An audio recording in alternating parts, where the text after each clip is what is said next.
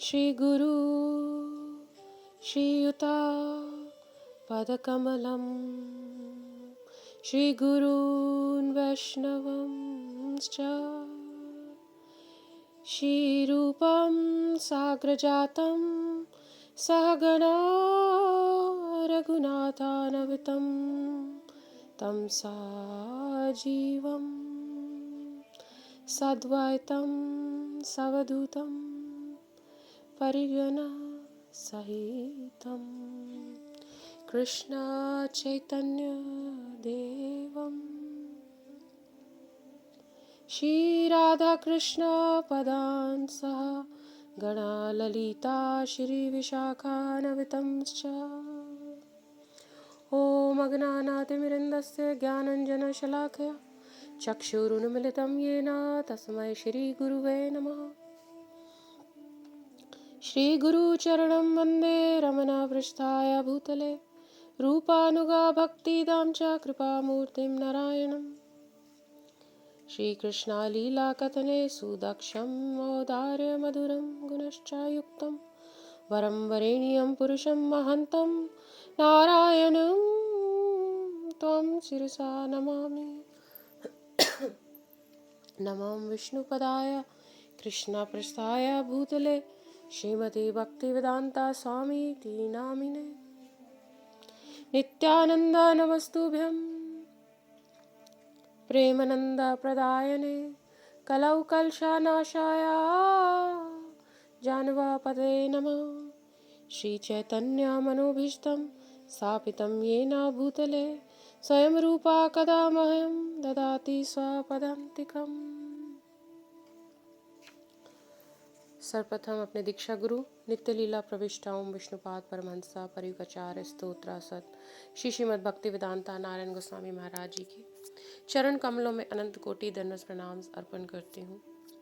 तत्पश्चात अपने शिक्षा गुरु नित्य लीला प्रविष्टा ओम विष्णुपाद परमहंसा परिवकाचार्य स्तोत्र सत श्री श्रीमद् भक्ति वेदांता स्वामी प्रभुपाद जी के चरण कमलों में अनंत कोटि दंडवत प्रणाम अर्पण करती हूँ। साथ ही साथ सभी वैष्णवों संत साधु जिन्होंने मुझे शिक्षा दी, जिनसे मुझे प्रेरणा मिली, प्रोत्साहन मिला, उन सभी के चरण कमलों में अनंत कोटि दंडवत प्रणाम अर्पण करती हूँ। आप सभी को हृदय से बहुत बहुत नमन करती हूँ। जी, ये जो कल आने वाली एकादशी है ये कृष्ण पक्ष की एकादशी है, which means it's a dark moon Ekadashi, right. जैसा कि हम अब जान गए हैं कि कृष्ण पक्ष होता है और एक शुक्ल पक्ष होता है, तो इजी रहता है इसे याद करना। Krishna is dark in complexion, so it's a dark moon Ekadashi. When it is Shukla Paksha then it's a bright moon Ekadashi, right. तो वो जो अभी निर्जल एकादशी गई है, बहुत ही बड़ी एकादशी गई है ज्येष्ठ मास में, which is the month of May and June, उसको ब्राइट मून एकादशी कहा जाता था। और जो ये कल आने वाली एकादशी है, it is called Krishna Paksha, it's a dark moon Ekadashi. And the name of the month is in Hindi it is called Ashadh. Ashadh मास की एकादशी कहते हैं, जून जुलाई में जो आती है। तो युधिष्ठिर महाराज जो सारे राजाओं के राजन हैं, सब जन कल्याण के लिए वह मधुसूदन से, गोविंद से ये प्रश्न करते हैं कि हे संहारक, हे प्रभु, हे मधु दैत्य, आप बताएं इस एकादशी के बारे में थोड़ा विस्तार से, ताकि सारे लोगों का कल्याण हो सके। और सर्वोच्च भगवान श्री कृष्ण उत्तर देते हैं कि हे राजन, मैं आपको ना बिल्कुल पूरे अच्छे तरीके से विस्तार में इस एकादशी के बारे में बताऊंगा, जिससे सबका कल्याण हो सके। इससे जुड़ी हुई कथा, इसका महत्व, जो भी लाभ, जो लोग एकादशी का उपवास करेंगे उनको क्या लाभ मिलेगा, तो बताते हैं कि हे राजन, ये जो एकादशी है ये बहुत श्रेष्ठ एकादशी है। जैसा कि हर एकादशी अपने तरीके से, ना, in its own way, it is a very special Ekadashi. उसमें एक अपनी एक विशेषता होती है।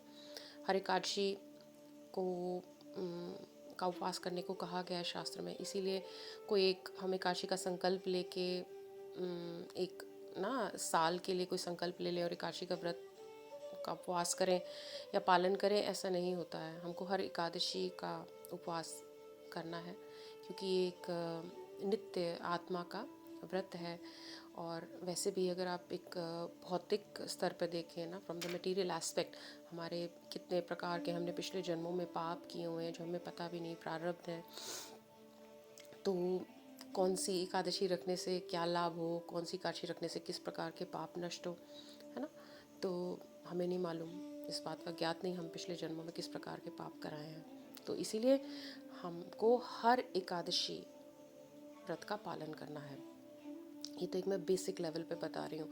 जिसको भक्ति करनी है या नहीं करनी है, एकादशी का व्रत सबके लिए है, सब जीवों के लिए। सबको अपनी अगर नैया पार करनी है, जिसको भी करनी है, वह एकादशी का व्रत का पालन जरूर करें, चाहे वे किसी भी शारीरिक धर्म को फॉलो करते हों, वेदर दे आर ना राइट, वी ऑल नो कितने धर्म है। तो जिसको भी फॉलो करते हैं शारीरिक रूप से, अगर वह मृत्यु लोक से नर्क लोक से बचना चाहते हैं, मृत्यु लोक तो है ही जिसमें हम हैं अभी, ये पृथ्वी जो है, या हाँ कह सकते हैं मृत्यु लोक से, क्योंकि 84 लाख योनियों से आने जाने का अगर वो रोकना चाहते हैं, या नरकों की यातनाएं सहने से बचना चाहते हैं, भले ही वे भगवान में, ठाकुर जी में विश्वास नहीं करते हैं, उनको फिर भी एकादशी रखने का पूरा लाभ है। एकादशी रख के ही वे नरकों से बच सकते हैं, है ना। और जो भगवान की भक्ति करना चाहते हैं वह तो अवश्य ही एकादशी तिथि का पालन करें। क्यों हर एकादशी तिथि का? क्योंकि एकादशी तिथि एक देवी है जो माधव ना गोविंद के हृदय से प्रकट हुई है हम सबके ऊपर कृपा करने के लिए, केवल वरदान देने के लिए नहीं, केवल हमारे पापों को नष्ट करने के लिए नहीं, बट सबसे श्रेष्ठ हमको एक उपहार देने के लिए, भक्ति का, है ना, जिसकी वजह से भक्ति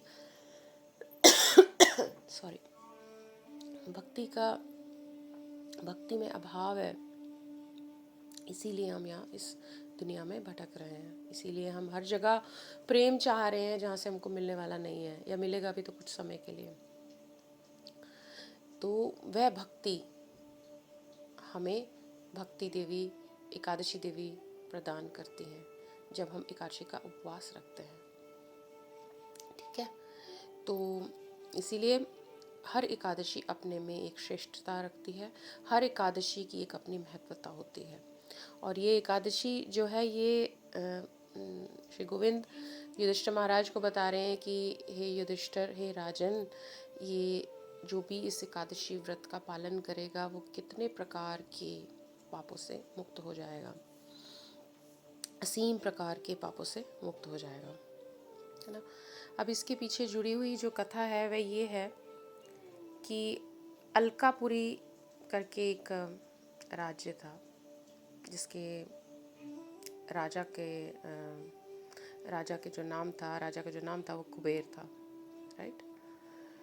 और वह भगवान शिव की बड़ी दृढ़ता से भक्ति करते थे, बहुत अच्छे भक्त थे।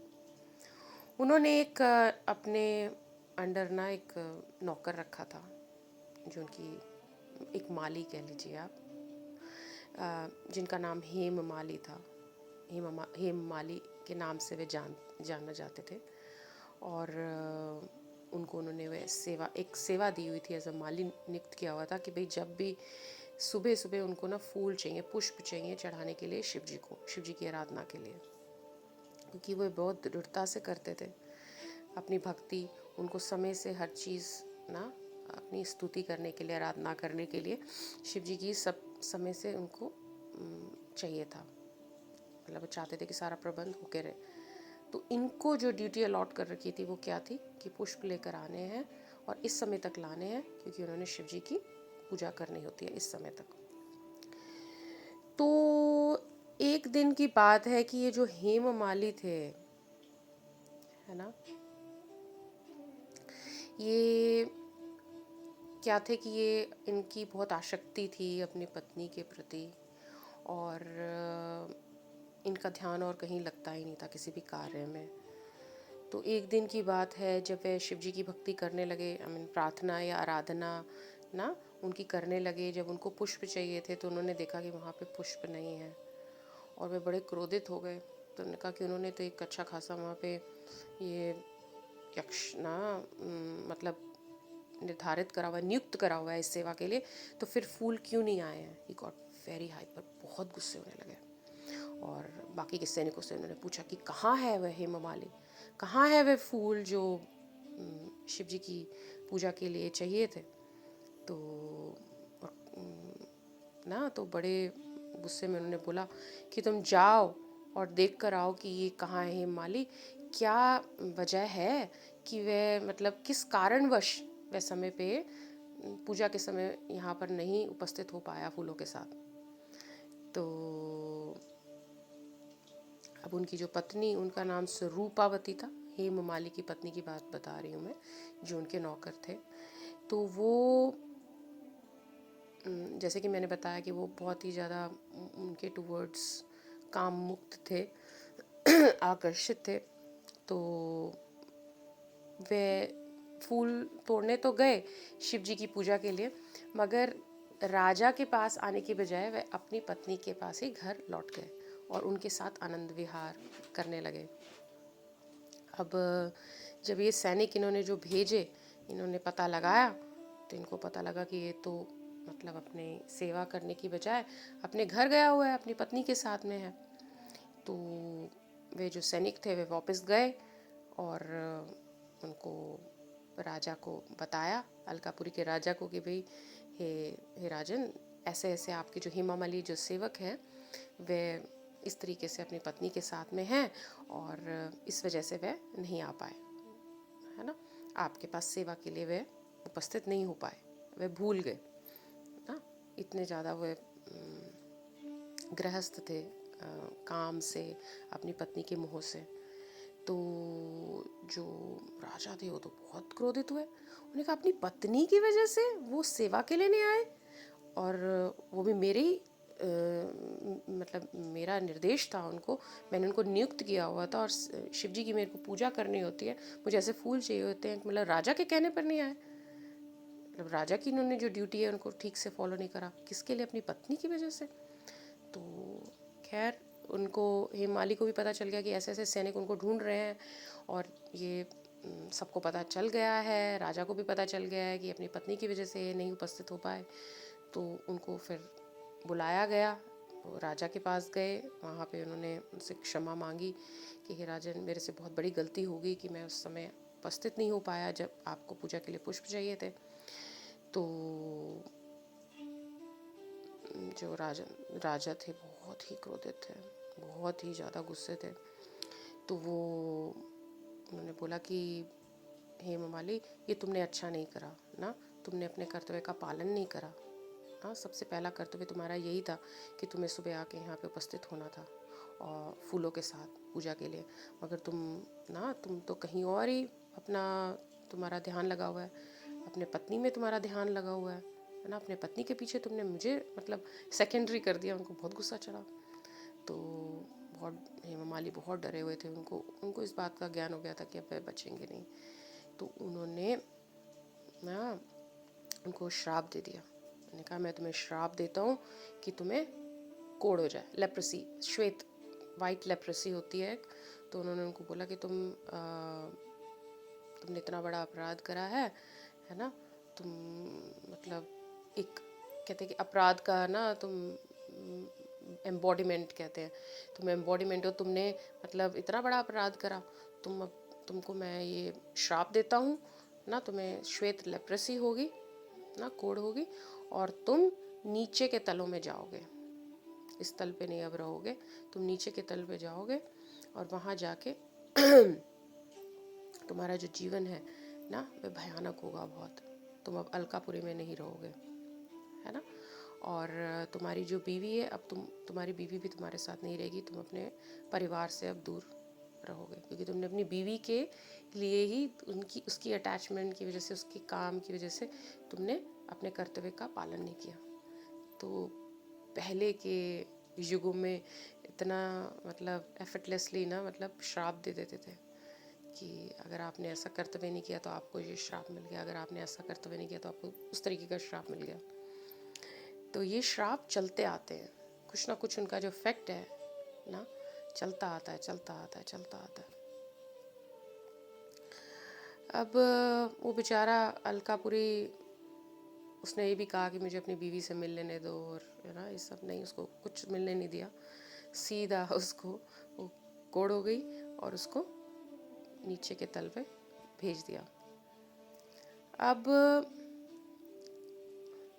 ना तो कुछ खाने को, ना कुछ पीने को, ना सर्दी इतनी, और ना कुछ समझ आ रहा क्या करना है क्या नहीं करना है।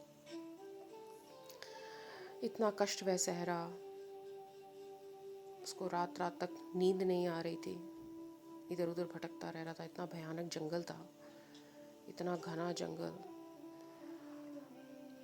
मतलब आप सोचिए कि मतलब श्राप मिल जाए, अब एक घने जंगल में पहुंच जाए तो इधर उधर भटक रहे हैं, ना कुछ खाने को है, ना कुछ पीने को है, ना पहनने के लिए भी ठंड इतनी है, कुछ ऐसा कुछ नहीं है कि अपने आप को वो प्रोटेक्ट कर सके। तो मगर उसके साथ एक अच्छी बात थी कि वह शिव जी का वह भी भक्त था, है ना। उस कुबेर के अंडर में वो एज ए यक्ष वहाँ पे उस सेवा के लिए, शिव जी की सेवा के लिए वह नियुक्त तो था, परंतु खुद भी वह शिव जी का एक भक्त था।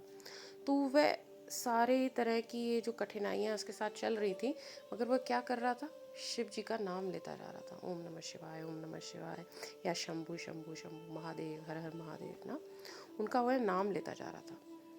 तो धर्म परायण था उस तरीके से, बट फिर भी वो किसी मतलब उल्टी सीधी मतलब प्रतिक्रियाओं की वजह से वो फंसा हुआ था। तो मतलब इससे पता चलता है कि जो भक्त होते हैं, है ना, वो उन ऐसा नहीं है कि जो भक्त बन गया वो बस उसकी सारी जो भी उसकी बैड हैबिट्स हैं वह ख़त्म हो गई, है ना। तो कई बारी हैबिट्स काफ़ी टाइम तक नहीं जाती हैं, मगर इसका मतलब ये नहीं है कि हम भगवान का नाम लेना छोड़ दें। हमको भगवान का नाम निरंतर लेते रहना है ना, उनको हमें, उनके चरणों को हमें पकड़ कर रहना है, ठीक है। अब ऑफ कोर्स कि जैसे कि अगर हम एक फॉर्मल जब कभी इनिशिएशन लेते हैं किसी सदगुरु से, तो उसके अंदर में 4 रेगुलेटिव प्रिंसिपल्स तो हैं ही हैं, है ना, कि भाई हमको गैम्बलिंग नहीं करनी है, जुआ नहीं खेलना है, हमको शराब नहीं पीनी है, धूम्रपान वगैरह नहीं करना है, हमको मीट नहीं खाना है, हमको किसी भी परस्त्री या इलिसिट रिलेशनशिप में नहीं पड़ना है, चाहे वह स्त्री हो या आदमी हो, है ना। तो ये 4 धर्म के पैर हैं। तो ये हमको किसी भी सदगुरु के नीचे अगर प्रमाणित संप्रदाय है, उनके नीचे में अगर हम दीक्षा लेते हैं या नाम लेते हैं, तो हमें ये 4 रेगुलेटिव प्रिंसिपल्स को हमेशा फॉलो करना है। मगर इसका मतलब ये नहीं है कि जो लोग इस स्तर तक नहीं पहुँचे हैं वह भक्त नहीं है, वे भी भगवान को याद कर रहे हैं ना। जैसे ही उनकी सुकृति बढ़ेगी ना, कोई अच्छा संजोग बनेगा, तो वह इस लेवल पे आ जाएंगे, स्तर पे आ जाएंगे। और ऐसा भी नहीं है कि जो लोग इसमें आ जाते हैं उनसे कभी बाद में गलतियां नहीं होती, उनसे भी हो जाती हैं। तो उनके लिए सांत्वना है कि वे भगवान का नाम नहीं छोड़ना है, मगर इसका मतलब ये नहीं है कि भगवान के नाम पर हम गलत काम करते जाएं। अगर हमारी कोई वीकनेस ऑफ द हार्ट है ना, तो वो ये है कि भाई हम भगवान के आगे जितनी प्रार्थना कर सके, रो रो के उनके आगे शरणागत होने की कोशिश करें, उन पे छोड़ें, और अपनी तरफ से जितना हो सके हम गलत चीज़ों में ना पड़ें, है ना, और भगवान का नाम कभी भी ना छोड़ें। तो उसी तरीके से ये इस यक्ष के बारे में बता रहे हैं कि किस प्रकार से वह कहाँ कहाँ नहीं भटक रहे थे, कितने मौसम उन्होंने, मौसम के जो प्रभाव थे उनके कष्टों को सहा, मगर उन्होंने भगवान का जो नाम है उसको नहीं छोड़ा, वह भगवान का नाम जपते रहे। और एक दिन इतना मैदानों में, पहाड़ों में ना घूमने के बाद उनका एक ऐसा संयोग बना, उनका एक ऐसा सौभाग्य जागा कि वह एक तपस्वी से आ मिले, उनसे उनकी भेंट हुई, है ना। तो निश्चय रूप से वे शिव जी का नाम ले रहे थे, तो नाम ने उनके ऊपर कृपा करी। तो हाँ, वह हिमालय पर्वत ही था और वहाँ पर वो ऋषि मुनि बैठे हुए थे। और उन ऋषि मुनि का क्या नाम था, उनका आश्रम था वहाँ पे, उसमें बैठे थे। तो उस ऋषि मुनि का क्या नाम था, मार्कंडेय ऋषि मुनि, है ना। बड़ी शांति से वे बैठे हुए थे। और तो ये जो हेममाली था, ये आके वहाँ पे मतलब भटकते भटकते ना वहाँ पे आ टपका। और इसको भी लगा कि कोई बहुत बड़े ऋषि मुनि हैं, तो ये ज़रूर कोई ना कोई इसकी जो जिस ना इतनी बड़ी मुसीबत में ये फंस गए हैं, तो इनका हल ज़रूर इनके पास होगा। तो बड़ी विनम्रता से इन्होंने इनसे कहा, प्रार्थना करी, अनुरोध किया कि मैं आपके पास कुछ कहना चाहता हूँ ना, मैं किसी बहुत बड़ी मुसीबत में फंस गया हूँ। तो जो ऋषि मुनि होते हैं वे तो हमेशा दूसरों का कल्याण करना चाहते हैं, उनकी रुचि होती है दूसरों का कल्याण करने में। तो उस देखा भी कैसे बेचारा ना कोड़ी था, वो उससे सारा मतलब कोड़ उसका पूरे शरीर पे दिख रहा था। तो उसको ऋषि मुनि को उन पे बड़ा तरस आया, बड़ा उनको दुख महसूस हुआ। और उन्होंने कहा कि भाई तुम्हारी ये जो भयानक हालत है, ये किस ऐसा क्या तुमने कर्म करा, ऐसा क्या तुमने पाप करा जिसके फलस्वरूप तुम ऐसे घूम रहे हो, यहाँ पे भटक रहे हो। तो बड़ा हेममाली जो था वो बहुत ही शर्मिंदा हुआ और उन्होंने उनको जवाब दिया। उन्होंने कहा, प्रिय महोदय, मैं कुबेर ना का यक्ष सेवक हूँ और मेरा नाम हेममाली है। अपने गुरु की भगवान शिव की पूजा के लिए मानसरोवर झील से फूल चुनना ही मेरी दैनिक सेवा थी। मगर एक दिन मैंने लापरवाही करी और प्रसाद के साथ ना उस फूलों के साथ लौटने में देर कर दी, क्योंकि मैं अपनी पत्नी के साथ ना मतलब आनंद में और शारीरिक सुखों में मतलब काम वासना में अभिभूत हो गया था। तो जब मेरे राजा को स्वामी को पता चला तो उनको बहुत ही ज़्यादा क्रोध आया और उन्होंने मुझे श्राप दे दिया। अब मैं देखिए आपके सामने खड़ा हूँ, इस ना मेरे को उन्होंने श्वेत कोड़ का श्राप दिया। इन जंगलों में भटकने, मैं इतने मतलब महीनों से भटक रहा हूँ यहाँ पे ना, अपनी मेरी पत्नी से उन्होंने मुझे दूर कर दिया। लेकिन ये मेरा बहुत बड़ा सौभाग्य है कि मैं आपके ना आपसे मिल पा रहा हूँ, आपके समक्ष आप आ गया हूँ। मेरी आपसे बहुत विनती है कि आप मुझे किसी प्रकार का आशीर्वाद दें जिससे मैं इस ना जो ये मुझे कर्ज दिया है इससे मतलब मुक्त हो सकूं। आप तो बहुत दयालु हैं, आप दूसरों का हित हमेशा सोचते हैं, तो आप मेरा हित भी ज़रूर सोचेंगे, है ना। आपका तो स्वभाव ही दूसरों पे दया करना है। तो मार्कंडेय ऋषि जो थे उन्होंने कहा कि मुझे बहुत अच्छा लगा कि तुमने सारा सत्य बताया, तुमने बताया कि तुम्हारा जो चरित्र है वो कैसा था और मतलब कैसे तुमने लापरवाही करी और किस वजह से तुम इतने ज़्यादा मतलब अब ऐसी सिचुएशन में आ गए हो। तो उन्होंने कहा कि तुम चिंता नहीं करो, ठीक है।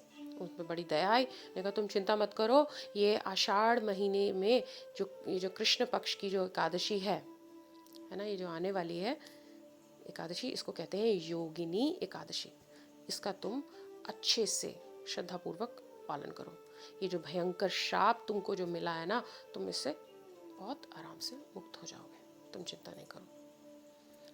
तो जो हेममाली था बड़ा रोने लगा, ने बड़ी कृतज्ञता से वह उनके सामने लौट गया और ने कहा, बार बार उनको ना बहुत प्रणाम किया। उन्होंने कहा कि उनको बड़ी दया है। उन्होंने कहा कोई बात नहीं, तुम चिंता नहीं करो हेममाली, मैं तुम्हें जो ये बता रहा हूँ एकादशी का, अच्छे से तुम व्रत पालन करो और तुम निश्चित रूप से इस मुसीबत से, इस ना श्राप से मुक्त हो जाओगे। अब उसने ऐसा ही करा। क्या किया उसने, इस एकादशी का जो उपवास था उसको बहुत अच्छे से पालन करा ना। उसने कुछ भी नहीं पाया। अगले दिन सही समय पे ना जल से उसने व्रत को खोला, सारी रात जागा, भगवान का नाम लिया, अच्छे से उसने एकादशी अपनी करी। और क्या हुआ, उसका प्रभाव ये हुआ कि वह फिर से एक सुंदर से यक्ष बन गया और फिर वह ना अपने घर लौट गया और वहाँ पे उसकी अपनी पत्नी से भेंट हुई फिर से और खुशी से अपना जीवन वहाँ पे बिताने लगा। तो श्री गोविंद कहते हैं कि हे युधिष्ठिर, देखो ये व्रत कितना शक्तिशाली है ना, कितना बड़ा, कितना भयंकर श्राप मिला था हेममाली को, मगर इस शक्तिशाली इस शुभ व्रत को पालन करने से, उसका उपवास करने से उसको इतना बड़ा फल मिला कि वापस उसको वही यक्ष का शरीर वापस मिल गया, है ना। और कहते हैं कि दुनिया में लोग हजारों हजारों करोड़ों करोड़ों ब्राह्मणों को भोजन कराते हैं, है ना, ताकि उनको अच्छा पुण्य प्राप्त हो। मगर ये योगिनी एकादशी का जो भी सख्ती से पालन करेगा उसको उससे भी ज़्यादा जो है पुण्य प्राप्त होगा। जितने भी उसके पुराने पाप होंगे, सुमेरु पर्वत समान ही क्यों ना हो, उसके सारे वह नष्ट हो जाएंगे, है ना। तो ये योगिनी एकादशी एक ऐसा व्रत है, अगर आप कामग्रस्त हैं, मोहग्रस्त हैं, या पिछले जन्मों, इस जन्म में ना भी हो, पिछले जन्म में हमारे से क्या क्या नहीं हुआ होगा, है ना, या आगे क्या आने वाला होगा, तो हम पहले से ही एकादशी देवी को के शरणागत रहें, हर एकादशी को बहुत अच्छी से करें। और स्पेशली ये योगिनी एकादशी जो कल आने वाली है, हम उसको बहुत ही पवित्रता से, शुद्धता से, दृढ़ता से, दिल लगा के ना, भगवान का नाम लेते हुए, अपनी बेयर मिनिमम बॉडी की रिक्वायरमेंट को ध्यान रखते हुए ठाकुर जी के निकट रहें ना, शिव जी से प्रार्थना करें, हर हर महादेव, शंभू से प्रार्थना करें कि हे गोपेश्वर महादेव ना, आप तो कृष्ण के इतने प्रिय भक्त हैं, द मोस्ट बिलवेड, है ना। नित्यानंद गौरंगा महाप्रभु की इतनी आप पूजा आराधना करते हैं, है? तो आप अगर हम पे कृपा करेंगे तो हमारी भक्ति भी बढ़ेगी, हमारी एकादशी की जो उपवास है वह भी अच्छे से होगा, एकादशी देवी भी हम पे खुश होगी और हमारे सारे पाप भी नष्ट होंगे, है ना। तो हमको ज़रूर गौरी माता और शिव जी से ये प्रार्थना करनी चाहिए। अब देखिए, ये जो मैं बार बार बताती हूँ कि जो लोग एकादशी रख रहे हैं, हर एक का एक डिफरेंट लेवल है अभी, इट्स ओके, हर लेवल जो है वो that is welcomed by the Lord. भगवान हर जीव को की जो प्रार्थना है या उनकी जो इंटेंशन है इस व्रत को रखने के पीछे, उसको स्वीकार करते हैं, है ना। मगर स्पेशली भक्तों के लिए मैं ये कहना चाहूँगी और बाकी के लोगों के लिए एक जनरल स्तर पे समझने के लिए, सामान्य स्तर पे समझने के लिए कि भक्ति से बड़ी चीज़ कोई नहीं है। ये जो लोग इतनी बड़ी बड़े वरदान देते रहे हैं, बड़े बड़े श्राप देते रहे हैं, ऋषि मुनि या बाकी के जो लोग मतलब ऐसा देने के योग्य थे, वह खुद इन श्रापों में फंस जाते हैं, है ना। तो इन श्रापों और वरदानों से सबसे ऊपर क्या है ना, एक सच्चा भक्त बन जाना, भक्ति प्राप्त कर लेना, भगवान का सेवक बन जाना, उस धाम में वापस चले जाना ना। क्योंकि युगों युगों में कितनी बारी सृष्टियाँ बनी हैं, नष्ट हुई हैं, है ना, तब भी हम ही थे। कितने शरीरों को हमने धारण करा, त्यागा, कितनी हमने पीड़ाएं सही, कितने वरदान लिए, वरदान लेके कितने खुश रहे, कितने सुखों को भोगा, कितने श्राप हमने लिए, कितने पापों को हमने सहा, अभी तक सह रहे हैं, है ना। तो इन सब से ऊपर, इन सब से हटकर क्या है? भगवान की भक्ति, भगवान का आश्रय, भगवान का दिव्य धाम, भगवान के प्रेम का रस, भगवान की सेवा का आनंद, ये सबसे श्रेष्ठ है जीव के लिए। उसी में ही उस जीव की पूर्णता है।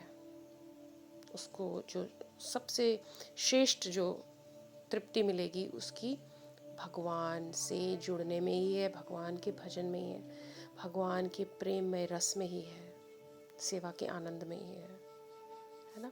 अब मार्कंडेय ऋषि मुनि की ही बात बताती हूँ कि एक बारी की बात है, किस प्रकार से तपस्या कर रहे थे ना, तपस्या में लगे हुए थे। तो पार्वती जी और शिव भगवान इतने प्रसन्न हुए और उन्होंने इनको चिरंजीवी का वरदान दिया। और चिरंजीवी का मतलब कि ये कभी भी ना मरेंगे नहीं, कभी भी मृत्यु को प्राप्त नहीं होंगे। विच मीन्स कि जब जब सृष्टि डिस्ट्रॉय होगी ये तब भी जीवित ही रहेंगे। जब जब सृष्टि बनेगी, नष्ट होएगी, ये हमेशा जीवित रहेंगे। तो एक बारी की बात है कि किस प्रकार से इतना प्रलय आया हुआ था, पूरी पृथ्वी प्रलय के जल से भर गई थी, है ना। और मार्कंडेय ऋषि मुनि को कोई आश्रय नहीं मिल रहा था। अब इनको तो ना चिरंजीवी हैं, चिरंजीवी हमेशा ही जीवित रहेंगे, तो अब इनको कोई आश्रय नहीं, सब जगह प्रलय है, कोई नज़र नहीं आ रहा, क्या करें। कितनी कठिनाइयों का इनको सामना करना पड़ता था। तो ये बेचारे बहुत परेशान हो रहे थे, इधर उधर तैरते थे। और एक बारी की बात है कि कैसे विलाप करते करते कि हे प्रभु, ये मुझे कैसा इतनी लंबी उम्र का वरदान मिल गया कि मैं इतना परेशान हो रहा हूँ। रोते रोते ना तैरते तैरते ये कहाँ पहुँचे, ये नवद्वीप पे आ पहुँचे। और वहाँ उन्होंने भूमि को देखा, है ना। और वहाँ पे देखा कि सभी भक्तों को वो आश्रय दे रहे थे, है ना। वह स्थान सभी भक्तों को आश्रय दे रहा था। अब इतनी तो लहरों की मतलब क्या कहते हैं ना, वो छिटकते रहे, इतना उनको छटका लहरों ने, जिसके कारण वह जो ऋषि मुनि है वहाँ पर पहुँचते पहुँचते मूर्छित हो गए। अब उस हालत में वहाँ पे कौन था, किसने देखा इनको? सुरभि माता ने। सभी ने नाम सुना हुआ है सुरभि गाय, कृष्ण लीला में। तो सुरभि गाय वहाँ पे ही थी, क्योंकि सुरभि माता ही नहीं, बाकी के कितने देवी देवता ऋषि मुनि सभी वहाँ पे तपस्या कर रहे हैं, गौरा की भजन में लगे हुए हैं ना। तो जो सुरभि गाय है, उन्होंने जब उनको देखा माता ने कि ये तो मार्कंडेय ऋषि मुनि है, तो उन्होंने उनको आश्रय दिया वहाँ, है ना। तो जब उनको होश आया तो उन्होंने देखा कि ये तो अद्भुत गोद्रुम द्वीप था, इतना करोड़ों कोस तक फैला हुआ, इतनी सुंदर अनेक नदियाँ जलाशयों से सुशोभित, इतना बड़ा बरगद का पेड़ देखा जो कि 8 मील तक फैला हुआ था, जहाँ पर सुरभि गाय रहती थी। तो जैसे ही उनको होश आया तो उन्होंने सुरभि मैया को बोला कि हे माता, मुझे तो बहुत भूख लगी है, आप अपना थोड़ा सा मुझे दूध दे दें, जिससे मुझ में शक्ति आ जाएगी। तो सुरभि माता ने उनको अपना दूध दिया, जिससे उनको थोड़ी शक्ति आई। और शक्ति आने के बाद वे उनसे अनुरोध करने लगे कि हे सुरभि माता, आप तो भगवती हैं ना, आप तो मेरी माता हैं, इस पूरे ब्रह्मांड की माता हैं। आप मुझे बताएं कि मैं क्या करूं ना। मुझे मतलब 7 कल्पों की दीर्घ आयु का वरदान मिला हुआ है, मैंने उस वरदान को स्वीकार किया हुआ है, परंतु मुझे प्रलय के समय में इतना कष्ट उठाना पड़ता है। हे मेरी माता, कृपया मुझे बताएं कि अब मैं क्या करूं, मैं इस पीड़ा से मुक्त होना चाहता हूँ। तो सुरभि गाय ने उत्तर दिया कि हे ऋषि मुनि, आप कृपया भगवान गौरंग के चरण कमलों की पूजा करें। ये जो धाम है, ये जो भूमि है, कभी नष्ट नहीं होती। संसारिक दृष्टि से हमारी जो आँखों के लिए ये जो स्थान है, इसका जो आकार है वह सिर्फ 16 कोस है, परंतु वास्तव में ये धाम देश और काल से परे है। ये भूमि वैकुंठ है, हमेशा हमेशा ये किसी भी प्रकार के दोष से मुक्त है ना। इस भूमि पे किसी का भी प्रभाव नहीं पड़ सकता। इतना सुंदर नवद्वीप धाम है, विरजा नदी से घिरा हुआ है ना। यहाँ पे हे ऋषि मुनि सारे पवित्र इतना पवित्र स्थान है कि सारे के सारे देवी देवता ऋषि मुनि यहीं पे आके ठहरे हुए हैं, यहीं पे आके वे भगवान की पूजा कर रहे हैं। आप भी उनके चरण कमलों के धन का आश्रय ले ले, सारे प्रकार की अपनी मुक्ति की इच्छा और बाकी की जितनी भी इच्छाएं हैं, है ना, उनको त्याग दें, हर प्रकार की कपटता को त्याग दें और भगवान के चरणों में लग जाएं। आपको ऐसा माधुर्य रस, ऐसा माधुर्य प्रेम मिलेगा, है ना, जिससे आप तृप्त हो जाएंगे ना, आप आनंद में डूबने लगेंगे। आपको व्रज धाम में श्रीमती राधा रानी के चरण कमलों में शरण मिल जाएगी। यहाँ पे स्वयं रहने से हमेशा आपका मन ना राधा रानी ठाकुर जी की सेवा में लगा रहेगा। जो सेवा का आनंद है, उनको उपदेश दे रही है कि जो सेवा का आनंद है वह अतुलनीय है ना। सबसे बड़ी क्या वस्तु है? सेवा, भगवान की, उसका आनंद, उनका भजन, उनका नाम। आप गौरा के नाम में लग जाएं, आपको यहाँ पे सब कुछ मिल जाएगा और ये धाम कभी भी नष्ट नहीं होता। आप कभी भी किसी प्रकार का भी जो संकट है उसका अब अनुभव नहीं करेंगे अगर आप यहाँ पे रहेंगे, है ना। और करते करते आप इस जन्म मरण के चक्र से मुक्त हो जाएंगे। ये भी तो एक चक्र ही है, इतना बड़ा जन्म का, इतने कल्पों का इनको वरदान मिल गया। ये अगर कभी आपने सुना हो, नवदीप धाम महात्म्य परिक्रमा खंड में ये सारा बताया गया है, जिसमें हमारे नित्यानंद जी, भगवान नित्यानंद श्रील जीव गोस्वामी को ये सारी परिक्रमा लगाते हुए सारी स्थलियों के बारे में परिचय दे रहे हैं। तो वहाँ पे गोद्रुम द्वीप में अब मार्कंडेय ऋषि मुनि ने जब ये सब सुना सुरभि माता से, तो वे वहीं पे बस गए और वह गौरंगा महाप्रभु के भजन में लग गए।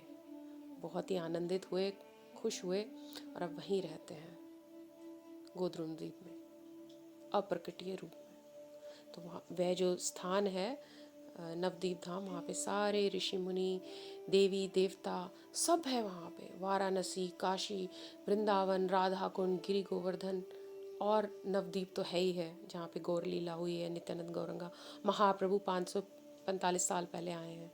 सब, अगर बाकी की चीज़ें सारी गुप्त हैं, है ना। और सबसे बड़ी बात कि जब प्रलय आती है तो वह भूमि नष्ट नहीं होती है और विरजा नदी से ढकी हुई है, सराउंडेड है, सॉरी नॉट ढकी हुई, सराउंडेड है। आपको विरजा रिवर के बारे में मैं किसी और दिन बताऊंगी एक विस्तार में, आप तब तक गूगल पे सर्च कीजिए। तो जो भगवान की भक्ति है, जो भगवान का रस है, जो प्रेम है, उससे बड़ी वस्तु कोई और नहीं है जीव के लिए। और हमें कलयुग में बहुत आराम से मिल गई है ना। बहुत सौभाग्यवान जीव हो, हमें मिल गई है। अभी बहुत से ऐसे जीव हैं जिनको इसका पता नहीं है, ज्ञान नहीं है। इसीलिए एकादशी तिथि को अच्छे से हमने पालन करना है, उसका अच्छे से उपवास रखना है ना। और साथ में हमको क्या करना है? भगवान का नाम। हमेशा कहती हूँ ना, नित्यानंदा नित्यानंदा नित्यानंदा नित्यानंदा गौर हरि। सुरभि माता भी मार्कंडेय ऋषि मुनि को क्या कह रही है? आप करें गौरा गौरा गौरा गौरा गौरा, आपका सब कुछ ठीक हो जाएगा, आनंद में आ जाएंगे।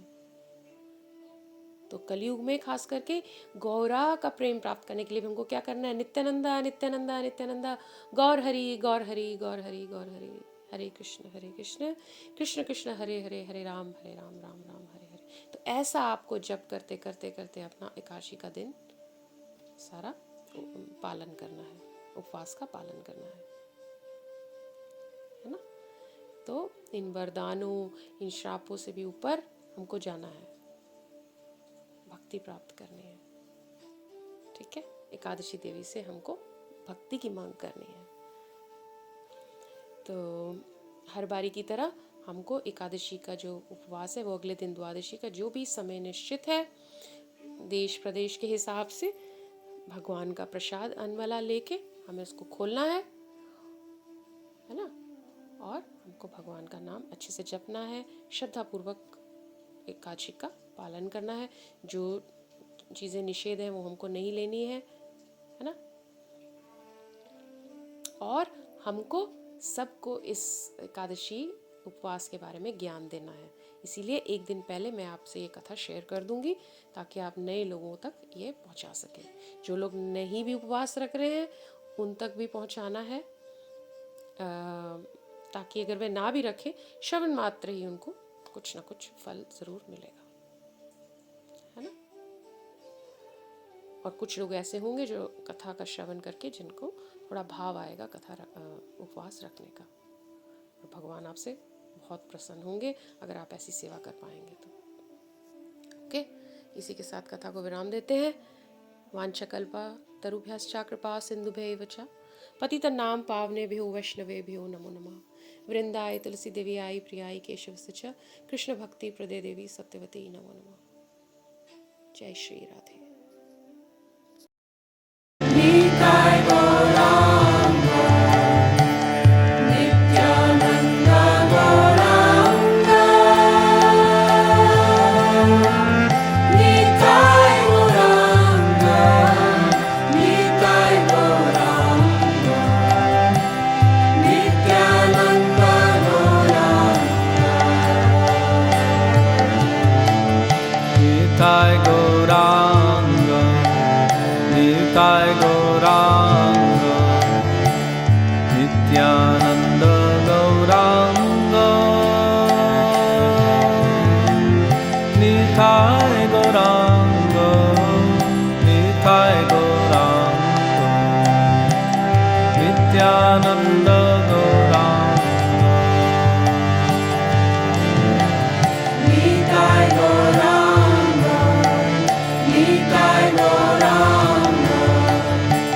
Nityananda Gauranga, Nitai Gauranga, Nitai Gauranga.